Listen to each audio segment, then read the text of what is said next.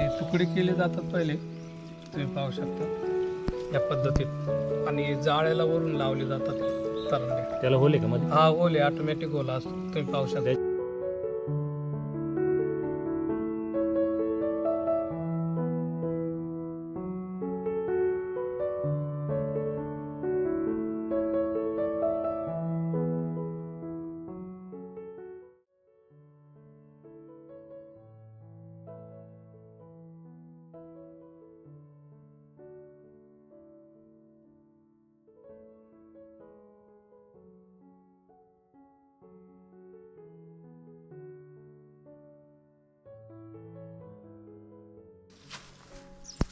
मित्रांनो नमस्कार, स्वागत आहे आपलं आडवाटा एक रमणीय प्रवास या आपल्या आवडत्या यूट्यूब चॅनलमध्ये. सर्वांना नवीन वर्षाच्या खूप खूप शुभेच्छा. सध्या 2025 सुरू झालं आहे आणि ह्या वर्षातला पहिला आडवाट्याचा ट्रेक करण्यासाठी आम्ही येऊन पोचलो ते दाऱ्या घाटामध्ये. आपली नेहमी आडवाटेवरची भटकंती सुरू असते, त्यामध्ये गडकिल्ले असतील, इतर वेगवेगळ्या आडवाटा असतील, घाटवाटा असतील, ह्या नेहमीच आपण ढुंढाळत असतो, शोधत असतो. त्यातलीच एक जुन्नर तालुक्यातील हा जो दऱ्याघाट तुम्हाला दिसतोय आत्ता बघितल्याप्रमाणे, तर त्या दऱ्याघाटामध्ये असणारं रिठ्याचं दार आणि घोडे पाण्याची नाळ ही जी घाटवाट आहे ती आज आपण करणार आहोत.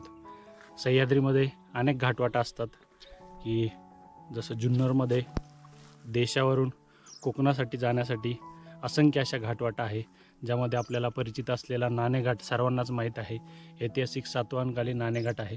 त्याचप्रमाणे इतरही घाटवाटा याच नाणेघाटाच्या बाजूने आहे, ज्यामध्ये भोरंड्याची नाळ असेल, नांगरदरा असेल, वाघिणीची झोळ असेल, त्याचप्रमाणे रिठ्याचं दार आणि घोडे पाण्याची नाळ, त्यानंतर पलीकडे आहुप्याचा घाट, अशा असंख्य घाटवाटा या ठिकाणाहून जातात. या घाटवाट्यांमध्ये आपण सह्याद्रीच्या अतिशय जवळ जातो. आज अशाच घाटवाटेचा प्रवास आपण करणार आहोत. समोर जे दिसतंय दऱ्याघाटाची इथे एक लिंगी शुल्क आहे, त्याच्या बाजूनेच आपण आता वरती जाणार आहोत. तर चला निघूया, आजचा हा भन्नाट ट्रेक कसा होतोय ते बघूया. सोबत गोविंद जाधव सर आहे आणि वाटाडा आमचा रमेश आहे. तर चला.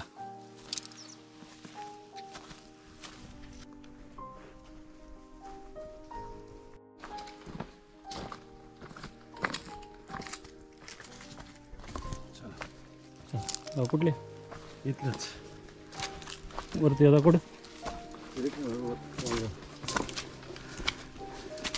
तिथं काय आता सरपट. मित्रांनो, घाटवाट्याने प्रवास करताना आपल्याला जो थोड्या दिवसात रानमेवा खायला मिळणार आहे, त्यामध्ये असणारे आंबोळ्या, जे आपण मागच्या वेळेस पण व्हिडिओ बनवला होता, तर त्या आंबोळ्याला आता फुलोरा आला आहे आणि थोड्याच दिवसात हे रानमेवा आपल्याला चाखायला मिळणार आहे. तर थोड्या दिवसानंतर आपण बघू शकता फळं देखील आलेली आहेत छोटी छोटी. थोड्या दिवसात हा पकायला सुरुवात होईल आणि आपण थोड्या दिवसात याचा आनंद घेऊया.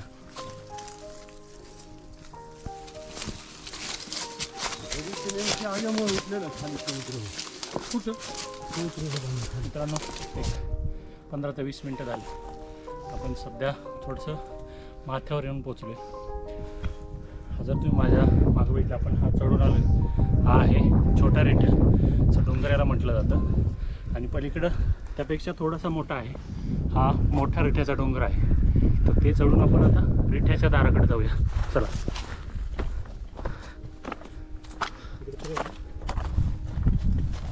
आणि पाठीमागं जो दिसतोय तो पावसाळ्यात अतिशय नयनरम्य दृश्य ज्याचं असतं, तो दाऱ्याघाट आपल्याला दिसतोय. त्याचा जो धबधबा जी गळ दिसते तिथून वाहत असतो, अतिशय सुंदर दृश्य आहे, ते आपण पावसाळ्यात बघू शकतो. चला. आपण अंदाज लावू शकतो इथे बरेचसे प्राणी असू शकतात, ज्यामध्ये बिबट्या असेल, सांबर असेल, रानडुकरं असतील, साळींदर देखील आहेत. येथील स्थानिक लोक सांगतात त्याप्रमाणे. आपण आता कारवीचे जंगल पार करून इथे कारवी, जी सफेद कारवी आहे तिला फुलं आलेली आहेत आणि त्या डॉगी घाबरतोय आपल्याला. आपण आता रिठ्याच्या दाराजवळ येऊन पोचले. हे टॉपचा पॉईंट आहे.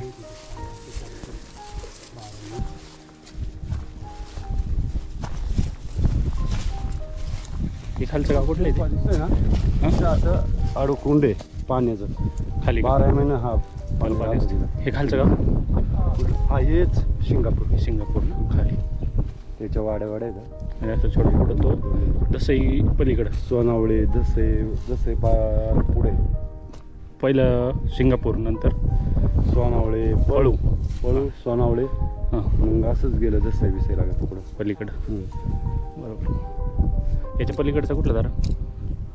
तेच तुम्ही म्हणतो होते नाही गोडे पाण्याचं ना. हा गोडे पाण्याचं मग इथं कुठे ते पाटे आहेत आपले. मित्रांनो, आत्ता आपण रिठ्याच्या दारात येऊन पोहोचलोय. तुम्ही माझ्या बाजूला बघू शकता. ह्या 2 डोंगरांच्या मधून आपल्याला आता खाली जायचं आहे. खाली बऱ्याचशा सिंगापूर गाव आहे आणि सिंगापूरच्या वाड्या आहेत. तर इथून आपण या खिंडीतून आता खाली जाणार आहोत. तर चला, कसं काय प्रवास होतोय तो बघूया. मित्रांनो, आत्ताच आपण रिठ्याचं दार खाली उतरणार आहोत. सुरुवात केली. चला,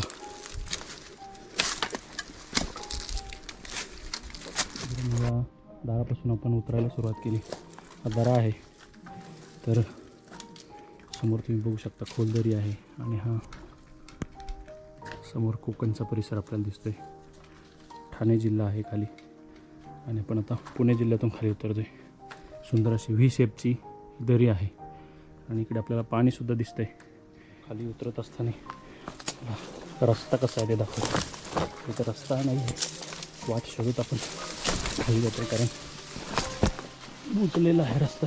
जी फुलं आहेत कारवीची ते सुंदर वास येत आहे आणि मधमाशा देखील आहेत ज्या की फुलांवरील मुद्रस गोळा करण्यासाठी आलेल्या आहेत. जी फुलं आहेत तिथं असंख्य अशा मधमाशा आपल्याला दिसत आहेत आणि हे जे झाड आहे तिथं आपल्याला हे मधमाशाचं पोळं दिसतंय. आगीमोळा आहे. आपण ट्रेक करताना साधारणतः भडक कपडे असतील, फ्लॅश असेल, त्याचबरोबर गोंधळ असेल, सिगारेटचा धूर असेल, भडक कपडे असतील तर हे टाळलं पाहिजे, जेणेकरून ह्या माशा किंवा परफ्यूम असेल त्याच्या उग्र वासाने ह्या माशा उठतात. तर एवढी काळजी आपण ट्रेक करताना घेतली पाहिजे. समोर जीवदानचं सुंदर दृश्य बघत आपण खाली उतरतोय आणि रान तंबाखूचं झाड आपल्याला समोर दिसते. जे आहे रान तंबाखू आहे. रमेश, काय सांगाल? रान तंबाखू असं या वनस्पतीला म्हटलं जातं आणि ह्या वनस्पतीच्या मुळ्यांचा उपयोग केला जातो. याच्या म्हणजे डोळे साफ होण्यासाठी ह्या वनस्पतीची मुळीचा उपयोग केला जातो. पाण्यामध्ये बुडून एक थेंब सोडला जातो. डोळे क्लीन होतात त्याने, कचरा वगैरे निघून जातो. ओके, चला. आपल्याला समोर जीवाश्म जीवधन, नाणेघाटाचा पहारेकरी जीवधनचा किल्ला आपल्याला दिसतोय. त्याची वानरलिंगी सुळका दिसतोय. त्याच्याच पुढे नाण्याचा अंगठा आहे, तो सुद्धा अतिशय सुरेख दिसतोय. मित्रांनो, 15 ते 20 मिनटं झाले, घामाघूम झालोय, खिंड उतरतोय. अतिशय मोठमोठे दगड या संपूर्ण घाटवाटेवर आहेत. कालांतराने हा रस्ता आता बंद झाला आहे. म्हणजे जास्त लोकांची ये जा नसल्यामुळे ही वाट जास्त वापरत नाही आहे. त्यामुळे रस्ता थोडासा जरा बुजलेला वाटतोय. बरेचसे दगडं, मोठी मोठी दगडं ह्या वाटेत पडली, पाण्याने वाहून आली. तर अशा वाटेने आमचा हा प्रवास सुरू आहे. अजून थोडंसं राहिले. तर चला जाऊया खाली.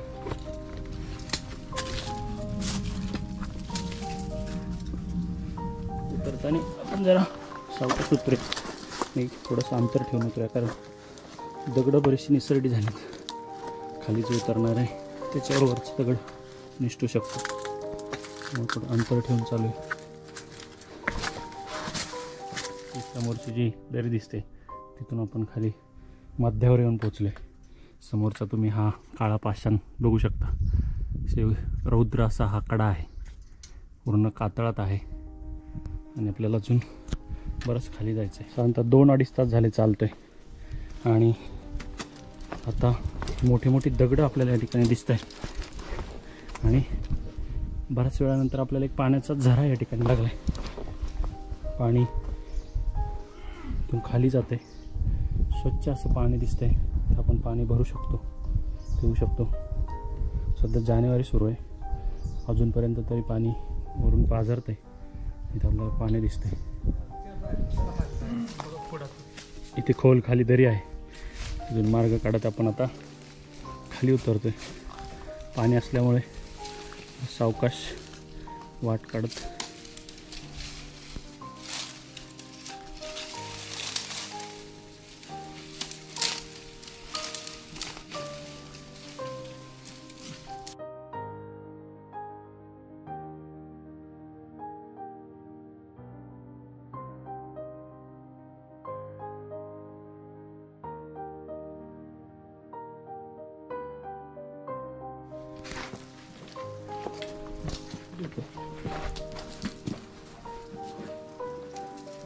थोडंसं झाडाला धरून खाली उतरायला लागते.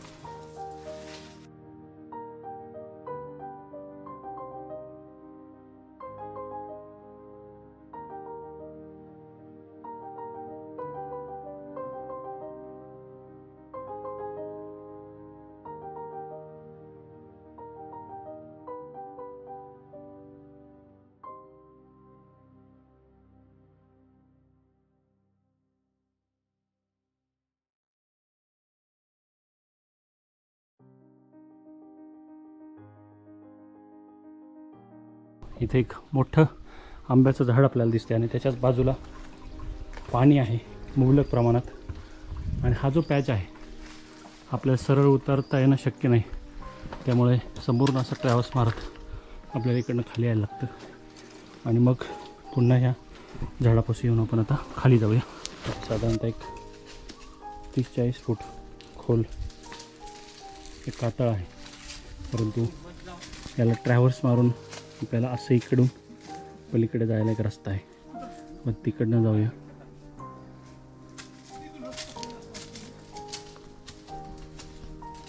ट्रेक करताना जर ही अशी वनस्पती दिसली तुम्हाला तर तुम्ही तिच्या चुकूनही तुमचा तिला धक्का लागला, तुमच्या संपूर्ण अंगाला खाज सुटते.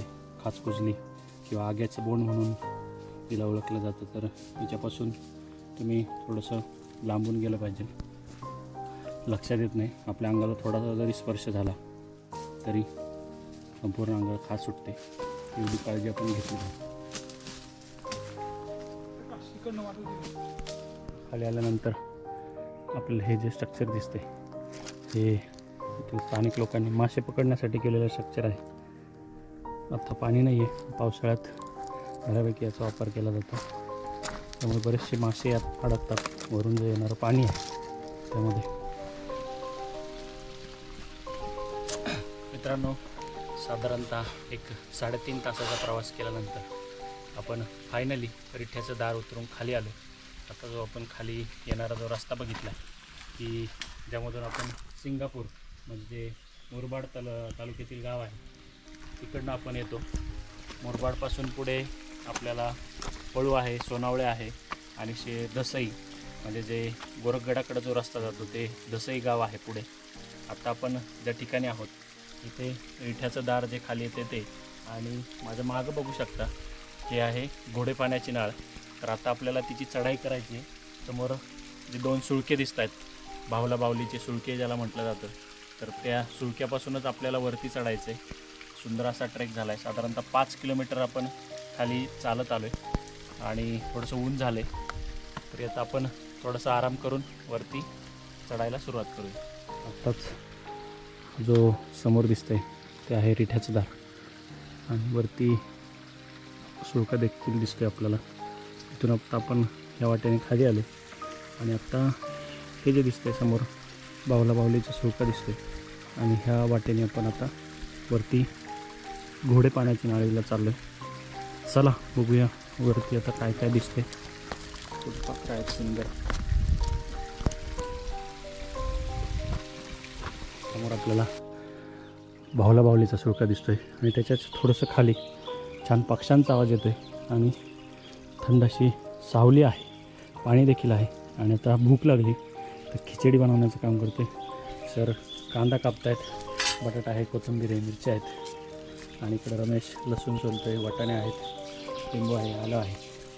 छानपैकी आता खिचडी भात आम्ही करणार आहोत. तर चला आता खिचडी भात बनवूया. मित्रांनो आता छानपैकी खिचडी भातासाठी आपण सगळं साहित्य टाकून दिलं. तांदूळ टाकायचे. आता छानपैकी आता खिचडी भात आपला तयार होईल.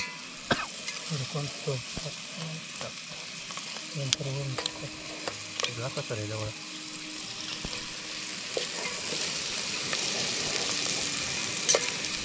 तर आता छानपैकी भात शिजायला टाकला आपण. तर तांदूळ निवडत आहेत. तोपर्यंत रमेश इकडे काहीतरी तोडते. रमेश काय या वनस्पतीला वेगळं नाव आहे, गर्भ असं म्हटलं जातं. पण याच्या तरंड्या हे मासे पकडण्यासाठी याचा उपयोग केला जातो. जाळ्याला वरती याच्यात म्हणजे असं काटका लावता का ते? हा, काट्यामध्ये असं लावलं जातं. ओके. तरंड्या म्हटलं जातं याला. भरपूर तुम्ही पाहू शकता मोठाले. रमेशने आता त्या तरंड्या तोडल्यात. नक्की त्याचं कसं हे करतात त्याच्याकडून माहिती घेऊया आपण. रमेश काय करतात त्याचं? हे असे तुकडे केले जातात पहिले, तुम्ही पाहू शकता या पद्धतीत.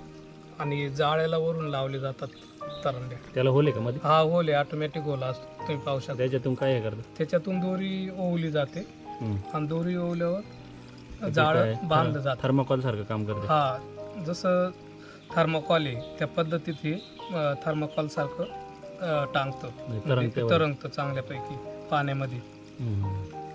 आणि बऱ्यापैकी आपण काढून ठेवलेली आहे, तुम्ही पाहू शकता एवढ्या. आणि इथं पुढं झाड आहे, हे तुम्ही पाहू शकता. पुढे दरबस त्या वनस्पतीला म्हटलं जातं. भरपूर जास्त प्रमाणात इथं उपलब्ध आहे. आपला आता खिचडी भात शिजण्याची प्रतीक्षा आहे.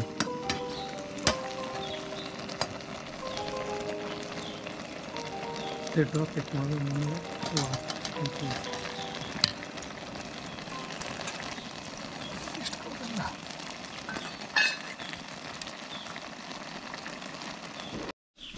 छानपैकी आता आपला खिचडी भात तयार झाला आहे. इकडे रमेश पत्रावळी बनवते. त्याला भात त्याच्यावर टाकायचं आहे. कांदा लिंबू आहे, कोथिंबीर आहे. मस्तपैकी आता भातावर ताव मारूया. छानपैकी आता खिचडी भात खाऊन पण पुन्हा एकदा ट्रेकला सुरुवात केली. चला आता वरती जाऊया, बावला बावली चौक्याच्या दिशेने. विशेष म्हणजे या ट्रेकमध्ये आपल्याला पाण्याची गरज जास्त भासत नाही, कारण खूप मोठ्या प्रमाणात पाणी साठा या ठिकाणी उपलब्ध आहे. पिण्यासारखं पाणी आहे. अजून पण पाणी वाहते. खाली घिरून परत खाली ओढायला जातं. अगदी जो बावला बावलीचा सुळका आहे त्याच्या एक्झॅक्ट खाली येऊन पोचलो आहे आम्ही. आणि हा गोडपाण्याच्या नळ्याचा कडा आहे. सुंदर असा उंच कडा दिसतोय. आणि वरती चंद्र देखील आहे.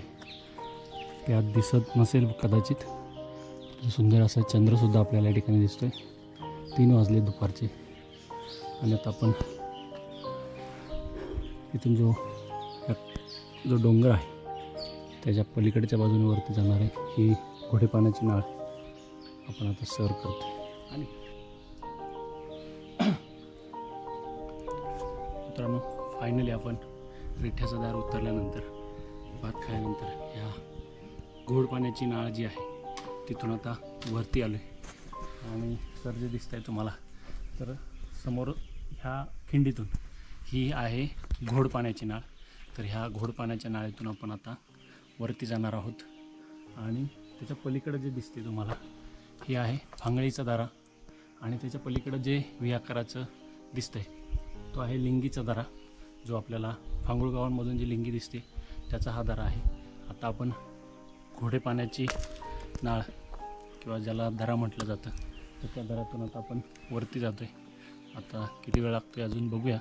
थोडेसे दगडे मोठे आहेत, सावकाश जायला लागते. तर चला.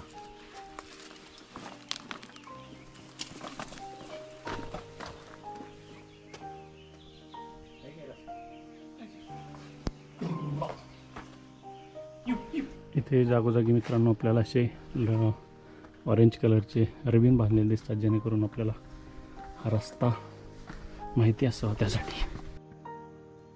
जरा चढत असताना पलीकडे आपल्याला समोर जो दिसतोय सर्वात उंच ते आहे ढाकाचं शिखर, म्हणजे दुर्ग ढाकोबा आपल्याला या ठिकाणाहून दिसतोय. आणि त्याच्याच बाजूला आता आपण जे उतरवलं होतं रिठ्याचं दार, आणि आता घोडे पाण्याची नाळणी आपण आता वरती जातोय. आपला सह्याद्री अतिशय सुंदर आहे आणि याच सह्याद्रीची भटकंती आपली आज सुरू आहे आणि अशाच आडवाटेने आपण प्रवास करत असतो. त्याच प्रवासातली ही घोड पाण्याची नाळ आपण आज सर करतोय. सोबत जाधव सर आहेत. सर, काय सांगाल याबद्दल? आज सकाळपासून आपण या घाटवाटा करतोय 2. रिठ्याच्या दारानं पहिल्यांदा खाली उतरलो आणि त्याच्यानंतर मग आता दुपारी आपण गोड पाण्याची नाळ सर करतोय.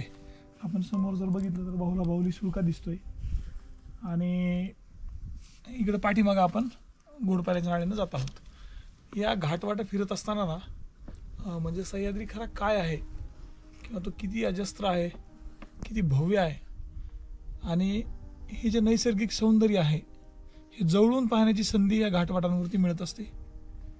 एक सुंदर अनुभव. अगदी सह्याद्रीच्या जवळून आपण जातोय आणि सह्याद्रीमध्ये आपला वेळ घालवतोय, ही जी भावना आहे ही भावना खरं म्हणजे खूप सुख देणारी आहे.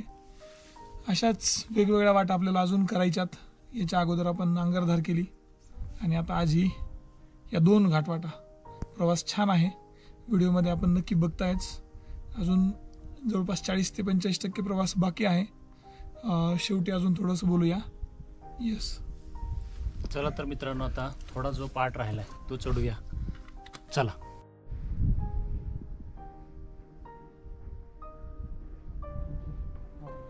हा जो बाहुला बाहुली सुळका आहे त्याच्यामध्ये आपल्याला थोडासा वानरलिंगीचा सुळका इथून दिसायला लागला आहे आणि आपलं घोडे पाण्याची नाळाचा शेवटही जवळ आला आहे.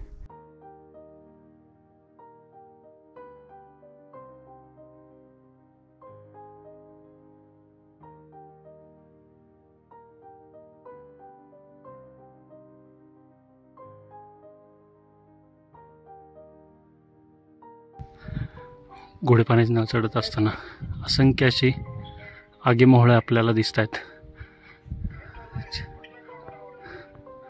बघू शकता इथं असंख्य असे 14-15 मधमाशांचे पोळे आपल्याला दिसत आहेत. तर सावधगिरीने आपण इथून चढलं पाहिजे. जसं वरती येतोय घोडे पाण्याच्या नाळीने तसतसा समोरचे जे सुळके आहे अतिशय सुंदर असे दिसत आहेत. फोटो काढण्याचा मोह आवरत नाही. सुंदर असे बेलाग आणि उंचच उंच सुळके आणि हे बाजूचे अजस्र असे कडे मनाला मोहून टाकणारं दृश्य आपल्याला या ठिकाणी बरंचसं वरती आलं परंतु अजून रस्ता संपत नाही आहे. सगळं कारवीचं जंगल लागलं आहे. समोर आता नाण्याचा अंगठासुद्धा दिसायला लागला आहे. अजून बराचसा पाठ दिसतोय. चला चढूया. मित्रांनो, फायनली आपण आता घोड पाण्याच्या नाळेत येऊन पोचलोय आणि हा समोर दिसणारा जीवधन आणि नाणेघाट, नाण्याचा अंगठा अतिशय सुंदर असे दिसत आहेत. या गवतावर सूर्यास्ताचं सोनेरी ऊन पडले. अतिशय सुंदर असे हे डोंगर चमकत आहेत आणि हे आंबोली गाव, समोर उच्चिलचा डॅम आहे आणि हा संपूर्ण दाऱ्याघाटाचा परिसर. ते सुंदर असं वातावरण झालं. चला आता खाली दाऱ्याघाटाच्या दिशेने जाऊया.